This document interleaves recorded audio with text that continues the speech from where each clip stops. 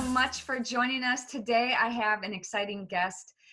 Dana Loesch is a radio host. She's a TV personality. She's a best-selling author. She's got a new book that I can't wait to tell you about and to talk to her about. She was the co-host on The View, and I want to talk to her about that too. She's a Second Amendment advocate. She's a mom, she's a wife, and she's my friend. Dana Loesch, thank you so much for joining me. I am so happy to see another adult, Shemane, that's not my husband, and it is a joy to be with you. I was so looking forward to this. I'm like, I'm going to talk to another adult. I'm so excited. So thank you for having me and for doing this. This is a treat. So tell me what's going on in your world right now. I know you have kids and you're homeschooling, and how's all that going? Oh my gosh, it is. I think pretty much like every other family out there that's trying to juggle working full time and staying sane with the social distancing and everything else. And I have a college student, a freshman in college, who came back. His college shut down for the rest of the term. And so he's back. And then my youngest son, who just started his high school year, he's a freshman in high school, is now trying to do everything at home. And I have to say, I'm so incredibly grateful that he is so mathematically driven and so into science, and he's a math whiz, and that his struggle is English, because if it was the reverse, there is no way that I could help with Algebra 2 trig. There is no way I could because I'd look at his homework and I have no idea what's happening.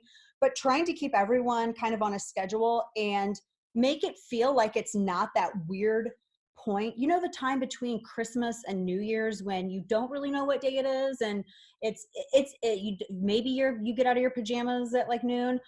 I don't want it to be like that for a month. So we're trying to have like our routines, and it's a little bit trickier than I actually thought it was going to be. I used to homeschool, so I have that pretty much down. But the fact that you can't leave at all, and you have to be really careful when you're going to, if you have to do an errand or when you're making food, anything like that, it's been a little bit trickier, but we're handling it. And how is the morale among the troops in your home? Well, it's not that bad. Mom's morale has been the craziest today, because there's certain things that, and it's kind of my fault, because I cannot sit still. When I am home, I am not the type of person who sits on the sofa and just watches stuff. I cannot do it. It's the whole entire reason why I started knitting, because it was the only way. Yes, I knit, but I have such a short attention span. I can only do baby projects. My husband was like, don't make me another thing for my neck, my hands, or my head. So I don't attempt sweaters. I just make baby stuff. Like baby sweaters are fine. Anything I can do in like a week. So I can't sit still. So I like reorganized my house. I'm planning to put in a huge garden, my victory garden, going back to the World War II era. And my family is like beside themselves because mom doesn't stop. So I'm going from like crack of dawn till as long as my energy will take me in the evening, and God love them, they're putting up with it, but the cracks are showing just a bit. So I'm like rolling it back a little bit. I find that I'm doing more now that I'm staying home. I'm like always cleaning. I've got Ted and 3 dogs, and I don't know which is worse. I mean, they're like having a dozen kids in and out all day long. I do 2 or 3 loads of laundry a day. I'm vacuuming and mopping and dusting and cooking and cleaning, and yes, you feel, and that also messes with your schedule and your routine as well. And so, and cooking. So because everyone decided to hoard stuff, thankfully we always have enough, and I always do. I can make bread. I can, do all kinds of stuff, but you have to also kind of be really mindful of what you're making, so that, if you need more eggs, you can go get more eggs. I've told my husband at this point, I'm like, I think I'm just going to get chickens. I am right here. I'm right there about getting chickens. I'm so close. So I'm like, just try me, shoppers, try me. I won't need to go and get these eggs anymore. I'll have my own chickens. So I'm right there. And we've got some venison with your name on it if you need it. So and I have to tell you, my husband and took my son before he went off to college, and my son got his first Axis deer. So we've had amazing sausage, and the first time I had Axis was at your house, and you fried me up the best sausage that I had ever had in my life. And I told my husband on the way back, I'm like, we have got to get whatever deer they got. I don't even care. It was the best thing I've ever had. So, and then when Liam got it, my son got it, I was so excited. That's awesome. Congratulations. It's interesting how things have changed. Mm-hmm. And I feel like there's a growing trend now. Obviously, we're wanting to live off the land. We're wanting to become Right. more self-sufficient. How did you get started in becoming an activist and a Second Amendment advocate? I think it was really accidental. It was not anything that I set out to do, like in some, like in any kind of like influencer thing. It was just, I think it came from need. When I lived in St. Louis and when I first started getting into radio, I mean, obviously I can talk forever and I have a huge mouth and I am super like, "Ah," I have tons of energy. You know this, I'm out there everywhere. And I think it just, I saw a need and thought, and just automatically filled it.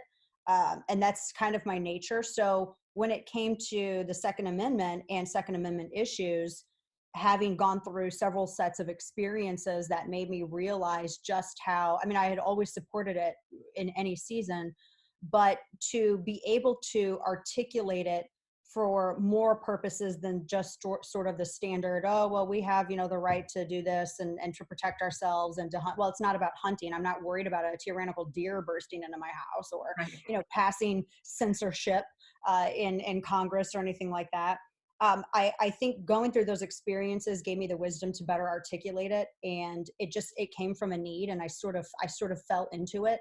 And because I mean, there are a lot of issues that we're all incredibly passionate about, and yourself included. But I think there was a time, particularly in the past several years, that our rights were really under threat of being limited, not even abridged, just limited, just curtailed outright.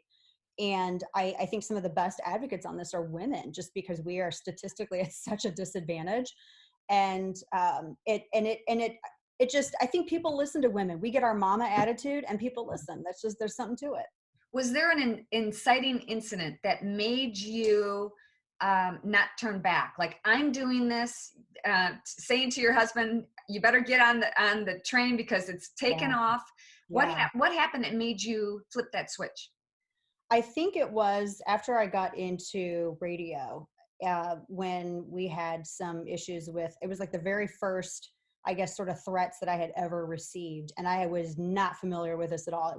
This was like back in 2005, 2000, well, about probably 2006. And I was not familiar with that at all. I had never received anything like that. I had a newspaper column and I would get every now and then people who disagreed, but this was a new level. Mm. And we had rifles. I didn't even, in 2006, I didn't have my concealed carry permit.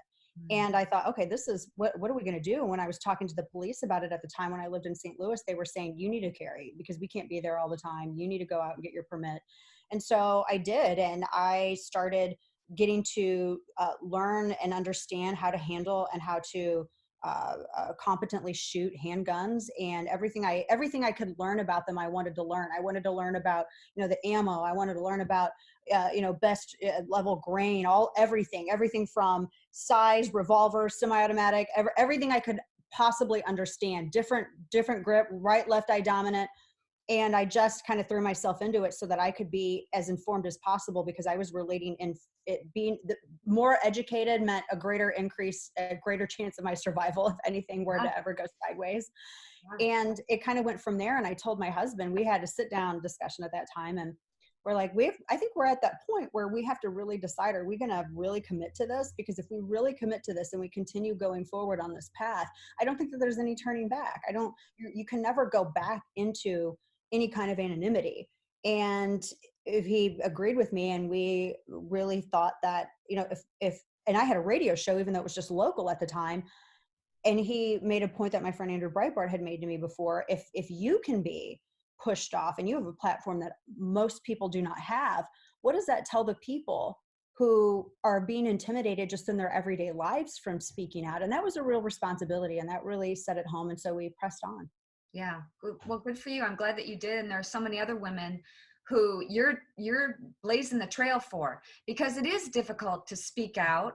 You and I have talked about, having death threats and being in the eye of the storm, so to speak, and being out there kind of on the front lines. And at times it's difficult, but I've learned a lot from my husband. He never lets what anybody else says about him bother him at all. You know that. I mean, Yes. it almost empowers him. It's like adding fuel. You know what I He mean? rises to So, that challenge. yeah, Yes. he kind of loves it. So let's fast forward to where we are now. Yeah. What do you think is going on? Oh goodness, with the whole pandemic and everything. This is weird. This is so weird. I was telling my kids, we had this conversation a few days ago, and they've been really good with all of this. It's, because we're all here and we're all kind of dealing with each other. They can't see their friends. My son's a freshman in college. What a way to start your freshman Yeah. year. And I have to admit, Shemane, I feel so bad for this, but part of me, because him leaving to go to school was something that I had not prepared for. Like, I am the anal retentive, fact checking, ultra prepared person. I had like the list for everything he needed for college, checklist, and he was helping me every step of the way. And I mean, I prepared for everything except my reaction to it. And so when he left, it was like, and we're a really tight knit family. We play games, we go to the range, we'll hunt together. We have family game night every single week. We eat at the table together every single night. So to have that person not be there, it just felt like our team member is gone. Like, what's going on? So I have to admit, when he had to come back and for spring break, and then it was extended, I wasn't entirely upset, if at all upset. I really wasn't. I thought, oh my goodness, I've been looking at the silver lining of this. Aww. And we're all together. I will never be given this kind of an opportunity. That was the silver lining that I looked at, where I will never have this opportunity. And again, we made the best of it, and that's the silver lining that I'm looking at. We've had a dear friend who lost a family member due to this virus, and I have a cousin who's a nurse, and she has 2 little bitty baby girls, and she's there. She's one of those people who is treating those who are sick, and she's on the front lines of it, and she's not worried. She's a faithful person, and she's incredibly optimistic, and she's not concerned.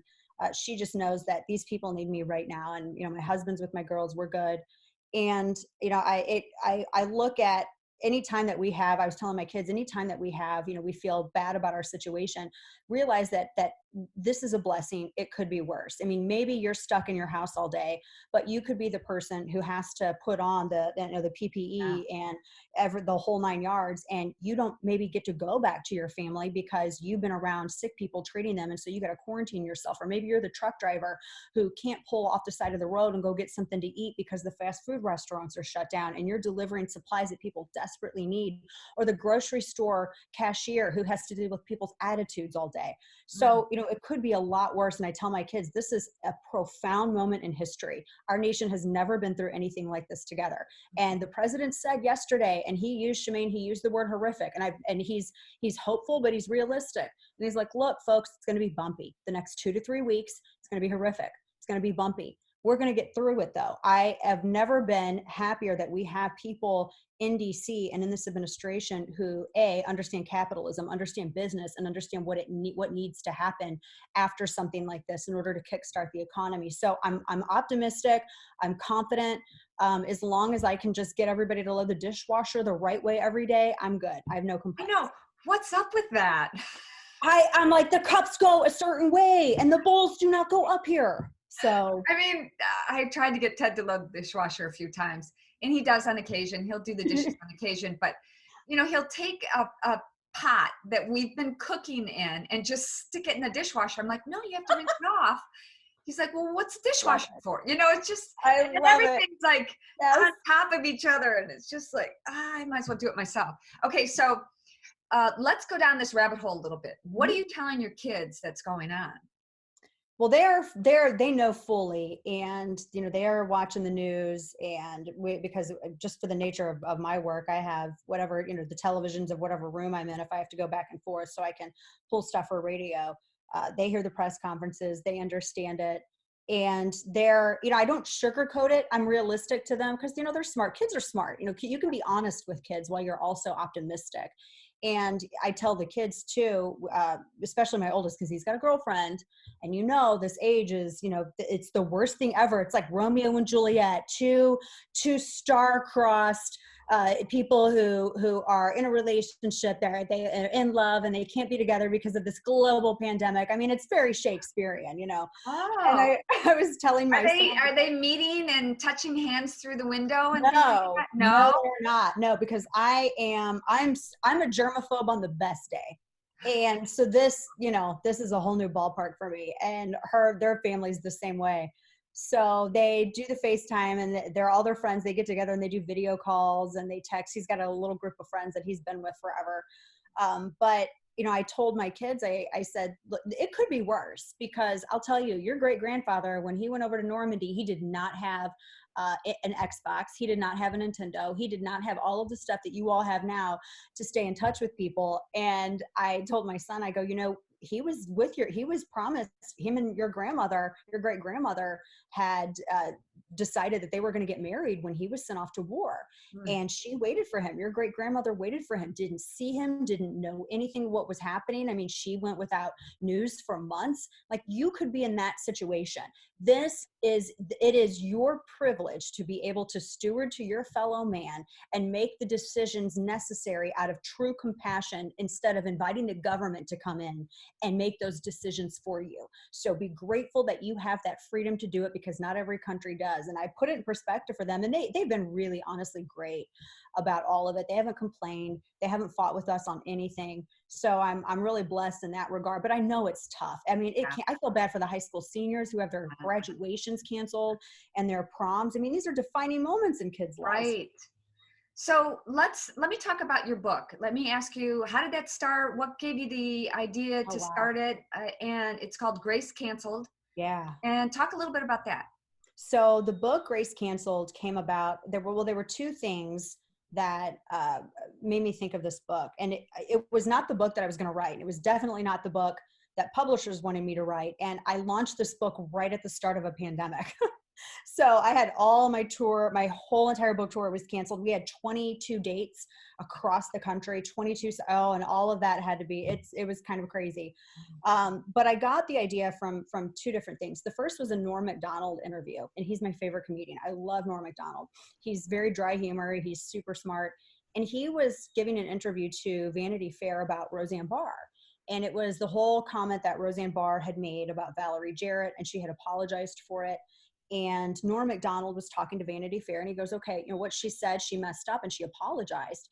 He goes, but what happened to someone makes a mistake and they apologize, and then they are forgiven, and society can kind of move on, and people are reintegrated back into that society? What happened to that? He says, nobody wants to forgive, so nobody wants to apologize anymore. And I thought that was one of the most profound things said in the past year. And everyone kind of glossed over it, and they only focused on the fact that he was talking about Norm Macdonald, and because he didn't say whatever partisan thing we wanted him to say, he's defending her. And he wasn't. He recognized what she had done. He recognized her apology, and he has a long history with her. She gave him his start in Hollywood writing. He wrote for her show in the very beginning.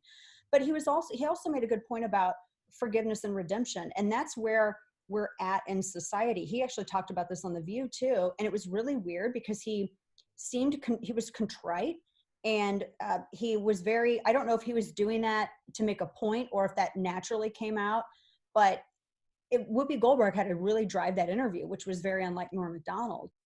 And the second thing that gave me the idea for this book was after Parkland and the Parkland town hall. And because everybody, and I mean, I make zero, I do not let myself off easy in this book either, because I'm a brawler. I'm from Southern Missouri. I will take off my shoe and hit somebody with it before, anything else. It is just in my DNA. I don't know what it is. I'm part Irish, so I guess it comes from that. But I mean, I've been out there, and I've jumped off of stages at rallies and have confronted people. So I cast no aspersion or illusion about what I do and what I have done. And I think that that's why I felt like I needed to write this. After Parkland, my kids were not supposed to watch that town hall with CNN, but my mother let them. And as soon as I got off the stage, and it all went crazy. My youngest son was hysterical, apparently. And my mother had texted me and just said, I'm sorry. They watched it. And she said that my youngest was really upset. And so I called my youngest, and he was texting me as I was getting ready to call, all in caps lock. He was enraged. He was so upset. So I called him on the way to the airport, because we were going from Parkland, Florida to DC for CPAC the next day. And he just could not get over why that happened, why people were so mean. Didn't they understand that, and I was explaining to him, sometimes in a weird situation, it is what it is, and you just have to roll with it. And you can't control how they're going to act, but you can control your reaction. And that's what I wanted to make sure that he understood. My oldest processed it very differently. And that is why I really felt like I needed to just go over, really kind of overcorrect with grace to a point. My oldest is very reserved, and he is very, very even keeled. And when he says something critically, that means he's really mad. That's that's the measure of it. And he was really mad about it. He got so much support from his friends and their school, but he was upset. And he saw the hate that came my way, as I'm sure, your son has seen the hate that's come your all's way. And that, people don't realize that that has an effect on kids. Yeah. And it had an effect on him. Mm. And I wanted him to see that it's not all hate, and that you don't have to be hateful in the face of that. And I wanted him to see such an overabundance of grace. And what I wanted him to also learn is that grace isn't complicity. It is not acceptance of a wrong. It is not compromise. It is not a surrender. It is unmerited, undeserved kindness. Yeah. It is unmerited favor. And I wanted him to see that the strength that it takes to give people grace is the strength you need to have. That is what you need to do.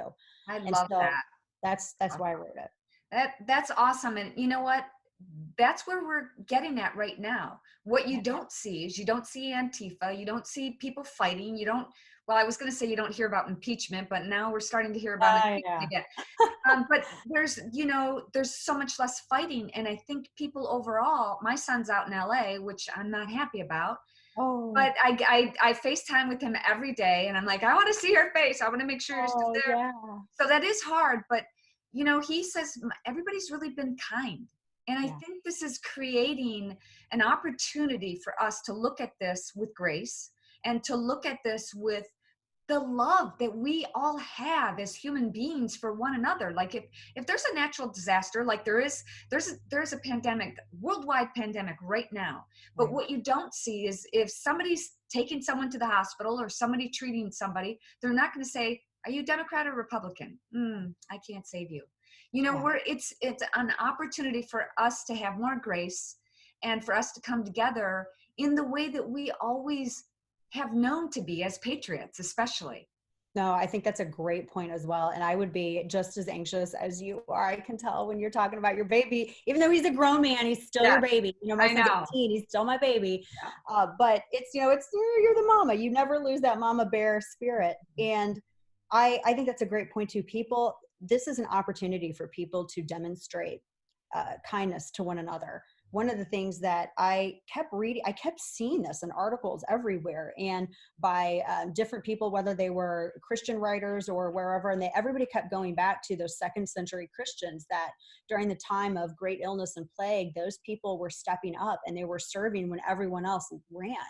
And honestly, I think in whatever way we can safely do that and steward to other people, that kindness, that's what it's all about. And I've been so happy. I ran across the story.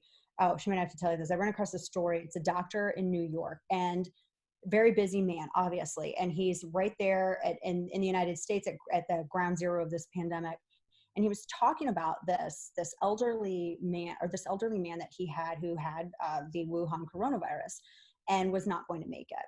And he got a call from the man's son. Somehow a nurse handed the doctor the phone. They were trying to give information to this guy because the families couldn't come and be with these people. And this gentleman was going to pass. And so he was informing the son, and the son said, can you just please hold the phone by his ear? And the doctor thought, okay, I really don't have time, but for something, he just was prevailed upon, and he did it. And the son gave the Jewish prayer in this man's ear as he passed. And the doctor just realized what he had facilitated, because he paused in the midst of the storm and just went ahead and did this act of kindness. And he said that he's going to be guided by that experience from here on out. And so just as this virus is an infection, kindness is also an infection. When you see people doing this, you immediately have the reflex of taking inventory in your private life and seeing, okay, where can I step up? I want to be a part of this. I want to do this too. Where can I step up? Yeah. And that is just as much, but it's more contagious. That those good acts, those acts of kindness that your son's seen in Los Angeles and that we're seeing elsewhere in the country, that spreads faster and it lasts longer. The virus can be defeated, but the kindness that we can show each other and be united in this country, that can't be. We'll never be the same again. I mean, this is No. changing everything. Even if the virus went away tomorrow, it's still changing all of us. It's changing humanity. It's changing the way we live, the way we work, and go to school. Maybe kids aren't going to go to school so much anymore as far as colleges and universities. Maybe they're going to be homeschooled more. And it's causing us to take stock of what's really important in our lives. Yeah. Dana, how can people find out about you? How can they follow you on social media, and how can they get your book? Oh, of course, danalash.com. They can get the book there, and anything that they would want to know. I have content that goes up there every single day. I have an email subscription list, and they can buy the book that way as well. But that's the one-stop shop. And then it has I'm on every day from 12 to 3 Central, and I have the link to the podcast and everything up there as well. Awesome. Well, thank you so much for joining me. Prayers to you and your family. I hope you guys stay safe and healthy. And let me know when you need that venison. I'll ship it to you. Yes, ma'am. I definitely will. And I'm so glad to be on with you. And thank you so much for what you do and all of your positivity. And the way that you encourage people on Instagram, yours are my favorite updates to see when I'm on Instagram, because it's just so positive and you are so encouraging to people. So I love that. That's what people Thank you. I think it's an opportunity for us to be kind to one another. And that's what the world needs right now. Absolutely. It does. Thank you, Shemane. All right. God bless. Have a great day, everybody. Thanks for joining. Bye.